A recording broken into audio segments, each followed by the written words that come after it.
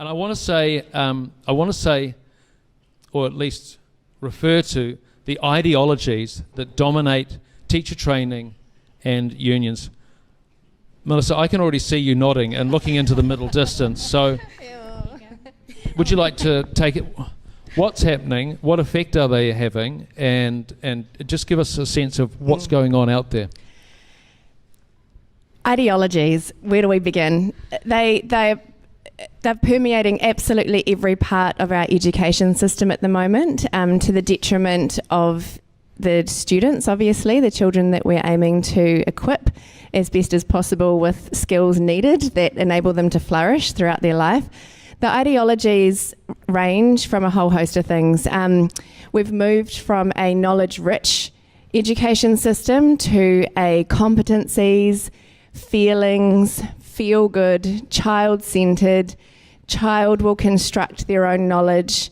It doesn't matter where the child is in terms of achievement. It matters that he or she feels good about where they are, even if that is failing abysmally. And we've just heard from Tim that that's, in some instances, over half of the children in the classroom.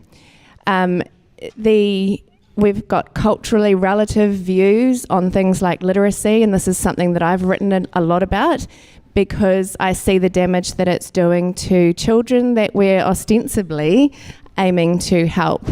When you say culturally relative, can you unpack that for me? What I mean is most of us in this room, I imagine, would think reading and writing comes to mind when we hear the term literacy.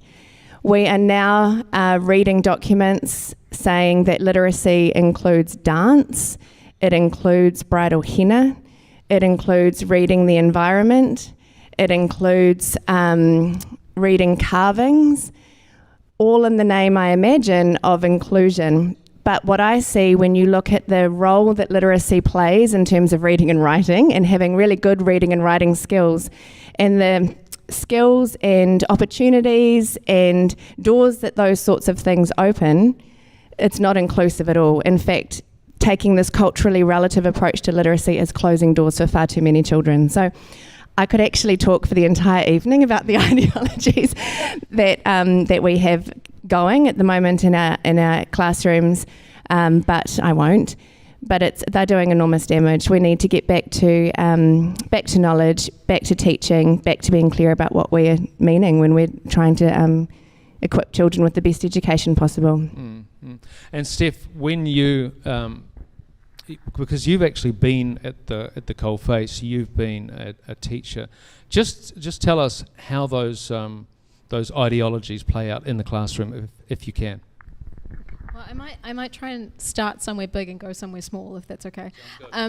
Just picking up on what Melissa was saying, I think a really significant underlying factor here, a question that we need to be asking ourselves, is around knowledge and the nature of knowledge and how knowledge is constructed. Because I think an underpinning issue when we talk about these ideologies is what are our ideas and attitudes about that? And that's where we've seen a significant shift in education over the last 30, 40 years, where knowledge has become, our ideas about knowledge have become that it is something that is socially constructed. And that essentially means that in the classroom, if we take that down to a sort of grassroots level, that means that individual children themselves seek knowledge and they develop knowledge on their own. They construct their own knowledge about the world. And that sort of flips our traditional ideas of education on their head, because rather than the teacher being an expert in the classroom who has something to sort of convey to the student, what it means is that the student themselves, the teacher becomes a facilitator, and the student themselves, it's their responsibility all of a sudden to find that knowledge. And we've seen all sorts of things come from that, including the curriculum, the sort of emptying out of the knowledge itself in the curriculum. There's a significant difference between our 2007 curriculum, which is sort of based in these attitudes, versus the curriculum that came before. And I remember when I was doing teacher training, I came across one of these it was a science one actually, an old science curriculum, and it had so much detail of all of the different sort of aspects of science that a teacher could use to help them to teach knowledge. And at the time I was sort of confused, but I didn't really question it so much, because being a student teacher, you sort of think that You're being taught by the experts. But it's really, I think there's a really stark difference there in how we approach knowledge, and I think that has a lot to do with these sort of culturally relative ideas that also, they haven't helped, have they? They haven't helped these children who are being massively disadvantaged. No, gosh, no, they haven't. They've made it worse and entrenched the disadvantage that Tim mentioned. The fact is that there is some knowledge, a lot of knowledge, that needs to be explicitly taught. And there is knowledge that every child in this country needs to know. And the fact that we have to say that is a problem, and yet here we are.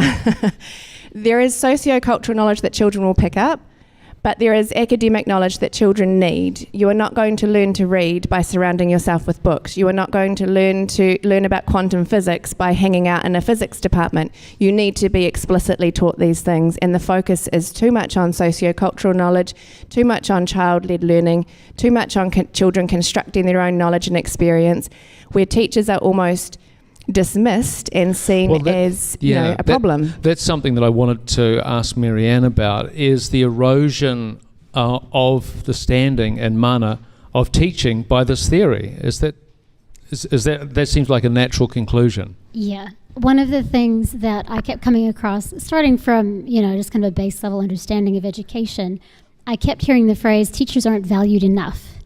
And so I was asking, what would it look like to be valued, and why aren't they valued enough?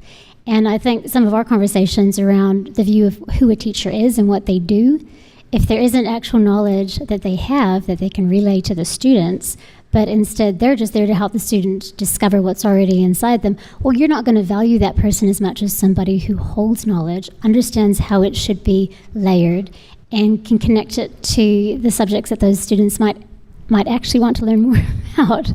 So I think that is a big part of it, yeah. Look, I also want to touch on something that was raised in a conversation we had a few days ago, Melissa, in terms of the some of the distortions around the notion of colonisation. And I wonder if you spoke about someone who had spoken to a group of principals. We won't say where. But would you just recount that anecdote, because I think it really crystallises some of what we're talking about.